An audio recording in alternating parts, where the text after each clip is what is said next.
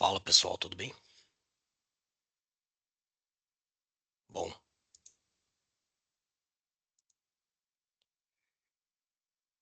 a aula é biotecnologia.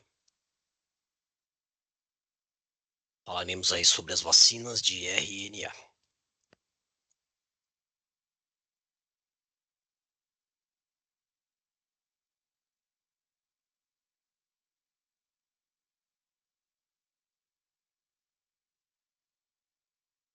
Bom, aí o ciclo, né? Durante as semanas. O conteúdo aqui é vacinas de RNA. O objetivo é conceituar as vacinas de RNA mensageiro. Por isso que é o título aqui, né? RNA-M. RNA mensageiro. A gente já fala mais sobre isso. Analisar as etapas do desenvolvimento das vacinas desde as fases de pesquisa até ensaios clínicos.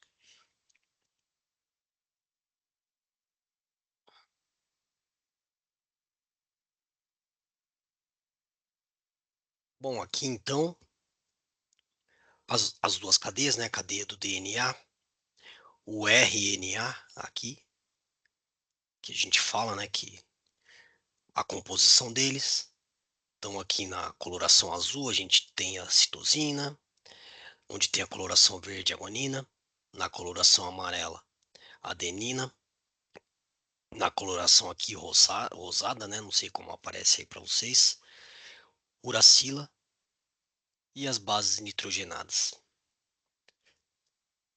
Aqui as bases nitrogenadas do RNA e as bases nitrogenadas do DNA. Né? Então aqui as bases nitrogenadas, aqui os conjuntos, né, que formam os pares aí do DNA, par por base, o esqueleto de açúcar e de fosfato. Aqui então citosina, aqui também guanina, adenina. Aqui no DNA, né, a coloração aí diferente, né, alaranjada, tinina. E esse é o ciclo aqui do DNA e do RNA. Tá? Nosso DNA humano, nosso RNA aí, que a gente chama também de RNA mensageiro, que vai conduzir as informações para o DNA e para o restante do corpo. Né? Então,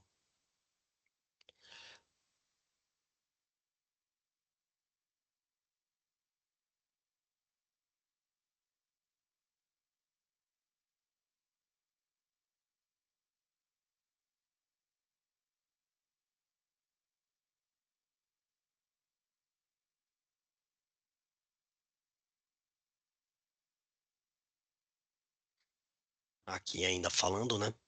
O RNA, então, é uma fita única, né? Com as bases nitrogenadas, aqui os itens que eu já comentei. Já o RNA é uma fita dupla, né? Que forma a cadeia inteira aí de codificação da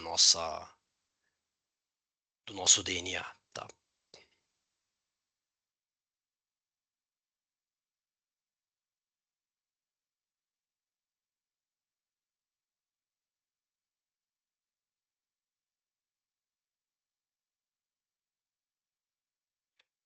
Bom, o exemplo clássico de RNA e DNA é visto com frequência nas aulas de ciências e biologia, para comparar as diferenças entre essas duas fitas analisando as estruturas do RNA. E aí algumas perguntas, né, que já foram passadas aí para vocês. Qual é o papel do RNA mensageiro? Qual é a principal função do RNA dentro da célula? Como funcionam as vacinas de RNA? Quais são as principais doenças prevenidas por vacinas de RNA? E como são produzidas as vacinas de RNA em escala industrial? Então aqui a gente tem alguns vídeos que ilustram a vacinação, aqui a questão da vacina de RNA. Depois a gente comenta. Vocês já devem ter visto aí também.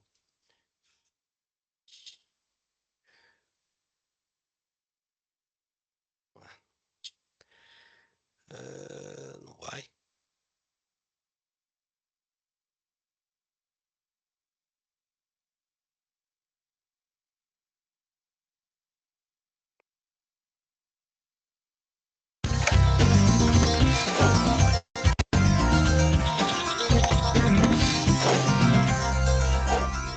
bem-vindos ao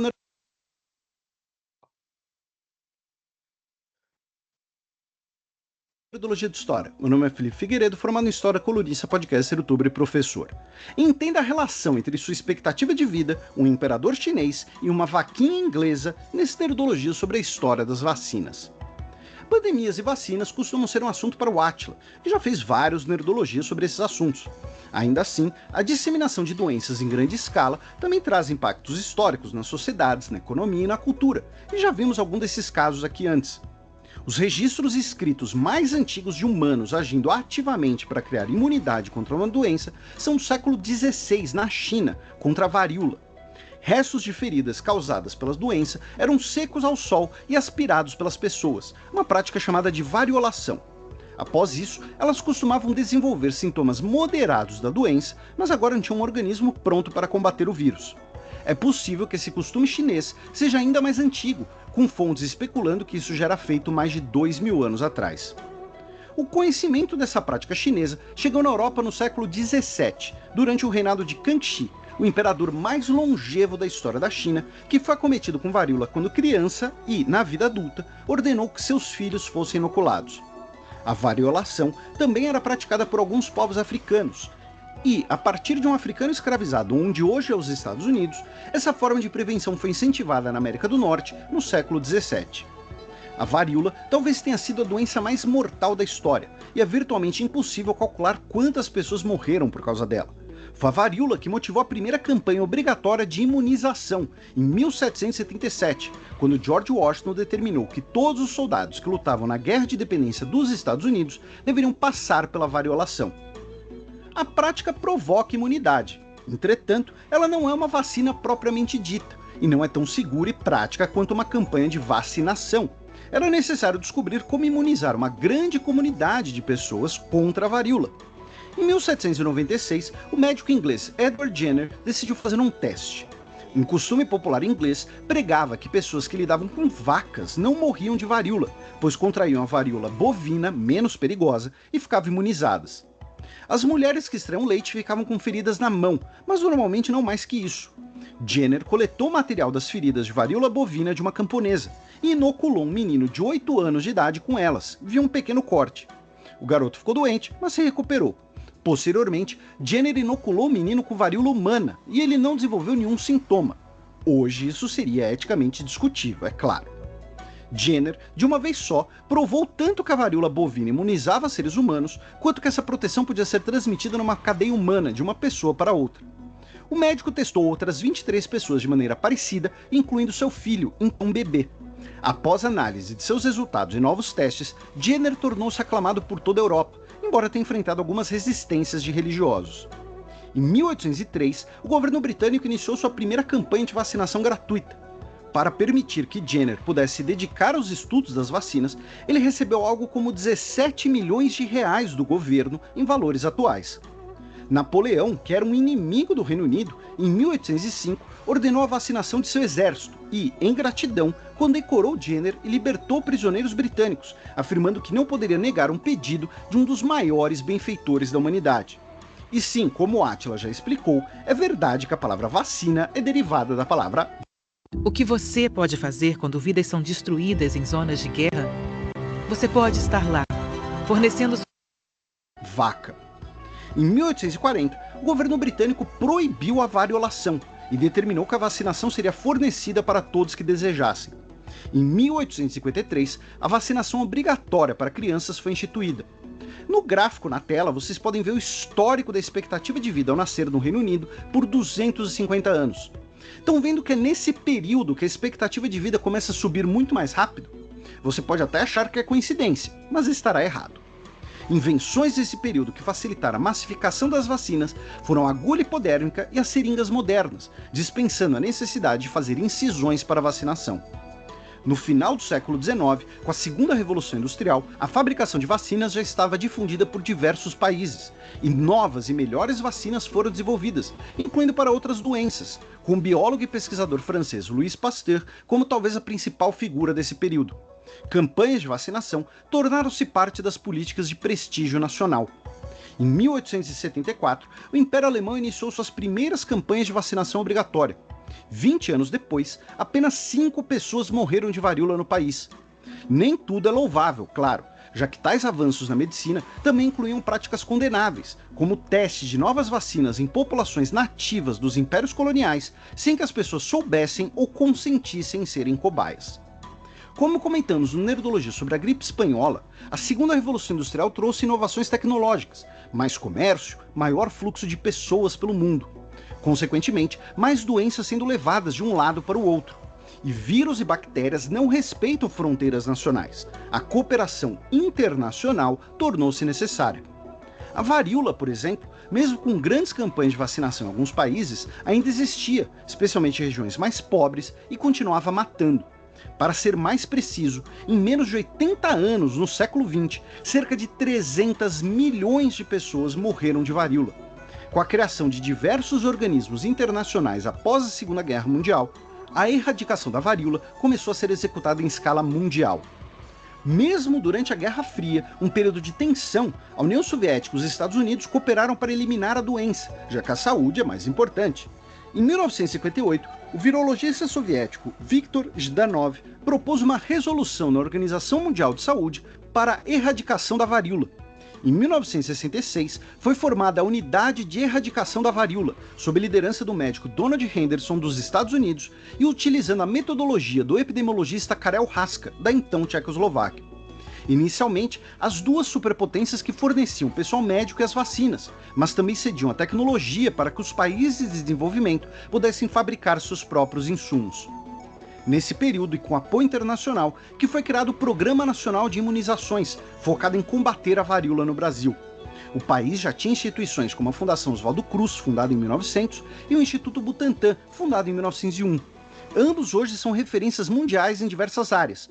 E, em 1942, foi criado o Serviço Especial de Saúde Pública, responsável pela primeira campanha nacional de vacinação em 1961. Tais iniciativas públicas tiveram o mesmo efeito na expectativa de vida do brasileiro, que passou a crescer desde então. Após 2 décadas de campanhas de vacinação, no dia 8 de maio de 1980, a humanidade conseguiu algo incrível. É o dia em que a OMS certificou a erradicação da varíola entre humanos, com o último caso natural sendo de um cozinheiro somali em 1977. Ele viveu até 2013. Em valores atuais, o custo total do programa foi de cerca de 2 bilhões de dólares. 10% do que o mundo gasta em saúde por dia atualmente. Os custos de vacinar as pessoas são muito menores do que os custos de tratar e conter doenças. A mesma cooperação internacional permite que a humanidade também seja perto de erradicar a poliomielite, outra doença que afetava milhões de pessoas. Atualmente, apenas Afeganistão e Paquistão registram casos naturais da doença, já que as campanhas de vacinação são infelizmente prejudicadas pela tensão e violência das últimas décadas. Aqui no Brasil, o símbolo dessa campanha de saúde pública é o Zé Gotinha. E, ao mostrar de maneira breve a trajetória histórica da vacinação, é importante notarmos como ela foi essencial para a humanidade chegar onde chegou e é necessária para ir além. É uma história em desenvolvimento que não pode ser interrompida. Excepcionalmente, não teremos comentários sobre o vídeo A Origem das Tradições de Natal. Não se esqueçam de curtir e compartilhar.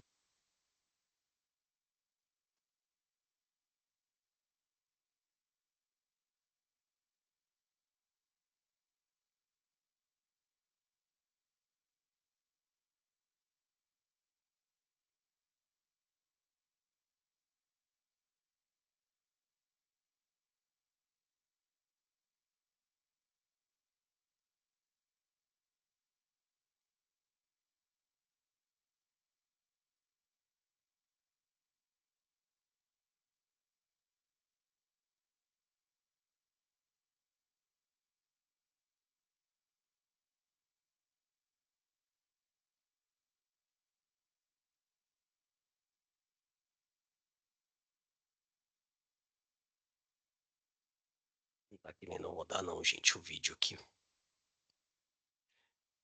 tentar pegar outro.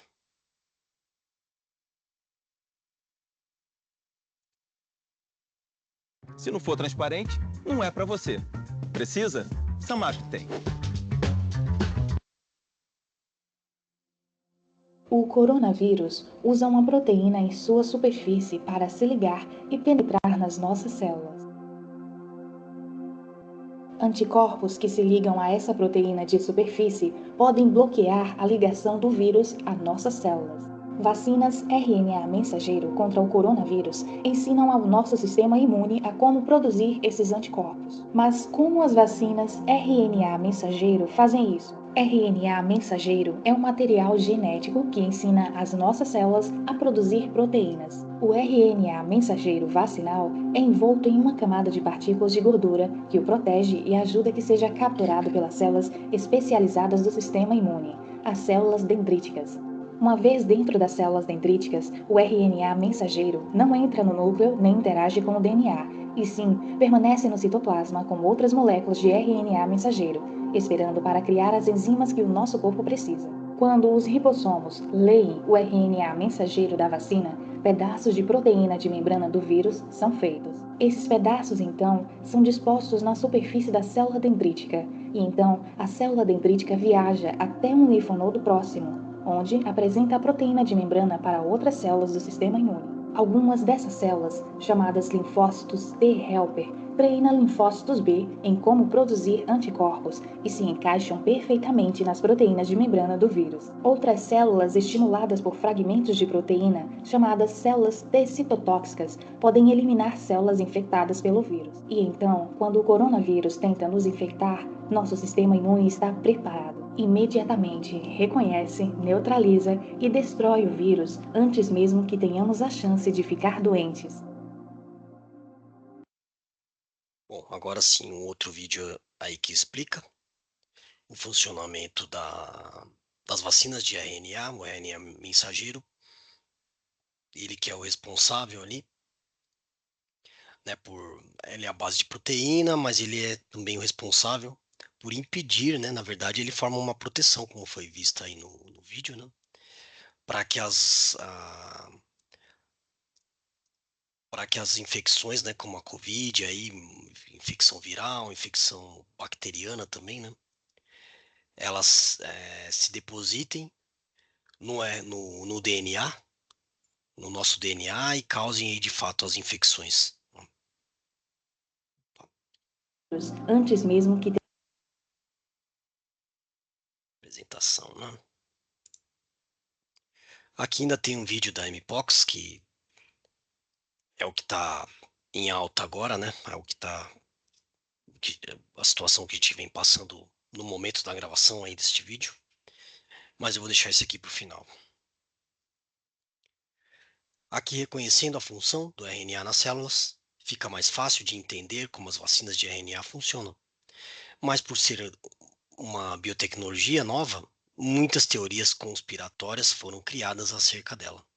Leia o trecho abaixo sobre um vídeo que viralizou durante a pandemia da Covid. Essa alegação faz sentido? Então aqui, né, a notícia. Circula pelas redes sociais que as vacinas contra a Covid seriam capazes de transformar o código genético das pessoas, transformando-as em organismos geneticamente modificados.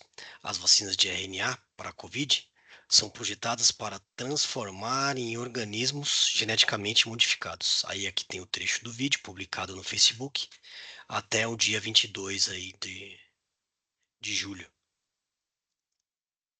Avalia-se que ele foi compartilhado por mais de 700 pessoas.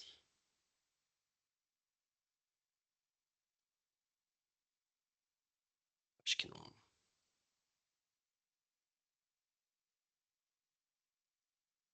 Ele não vai rodar mesmo.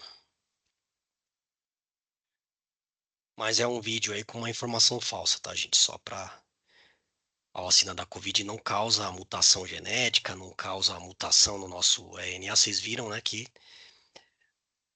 as vacinas de RNA, o RNA aí é o RNA mensageiro. Ele vai levar como se fosse uma mensagem mesmo do nosso organismo para o DNA e vai criar ali uma barreira para que o próprio vírus da Covid não se deposite na nossa cadeia de DNA, infecte e cause aí de fato a enfermidade. Porque na verdade o DNA ele acaba bloqueando, né? Bloqueando aí, baixa a resistência, baixa a imunidade das pessoas e elas acabam falecendo por várias outras coisas, né?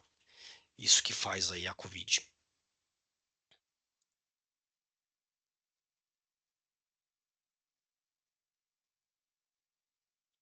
A produção em escala industrial das vacinas de RNA começa com a síntese de RNA mensageiro em larga escala por meio de técnicas de biologia molecular, como a transição in vitro. Então, aqui, uma escala industrial da vacina sendo produzida, né? O mRNA, o RNA-M, né? Como está no título lá, né? Então, o RNA mensageiro é produzido a partir de um molde DNA que contém uma sequência genética do antígeno viral desejado, no caso aí da COVID.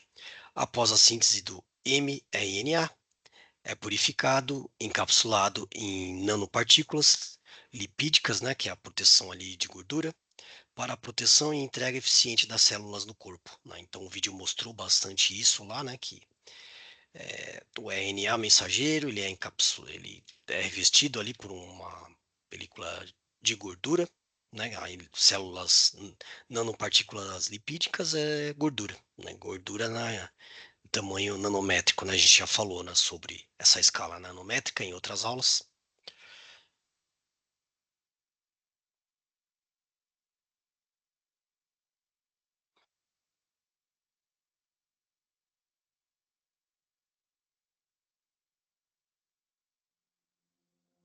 O coronavírus usa uma proteína em sua superfície para se ligar e penetrar nas nossas células.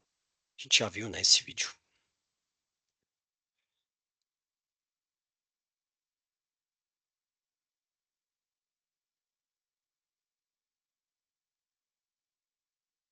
Eu sei o que o RNA fez no verão passado. Chegou a hora de despertar o detetive que vive dentro de cada um. Em grupos de 4 pessoas, criem um estudo de caso com vídeos de notícias sobre qual foi a primeira vacina de RNA feita no mundo. Guiem-se pelas seguintes perguntas: qual foi a primeira vacina de RNA feita? Quem foram os responsáveis pela invenção da técnica da vacina de RNA? E a partir de que ano essas vacinas começaram a ser produzidas industrialmente? É hora de mostrar que você sabe investigar e as informações coletadas podem ser entregues nos seguintes formatos: vídeo de 3 minutos, relatório com 5 páginas ou cartaz no tamanho A3. É importante listar as fontes e fazer o resumo das informações para apresentarem o caso completo, revelando qual é o passado das vacinas de RNA. Né? Então, uma atividade aí em grupo. Né? Aqui eu só comento sobre ela, mas é o que nós faremos aí nas próximas aulas. Essa aula aqui é um pouco mais curta, né? Então, aqui vai falar um pouco ainda das vacinas de RNA, são uma biotecnologia recente, que ainda há muito para ser discutido sempre no vídeo. A partir de 50 segundos, ainda há mais detalhes, né? São falados sobre este método de imunização. Vamos ver se roda aí, né, gente, que está complicado. Podemos perceber com esse vídeo como as etapas de desenvolvimento de uma vacina ocorrem. Lembre-se das 4 etapas de criação de uma vacina. Consegue reconhecê-las? Nós falamos aí na aula de produção de vacinas, né, quais eram as etapas.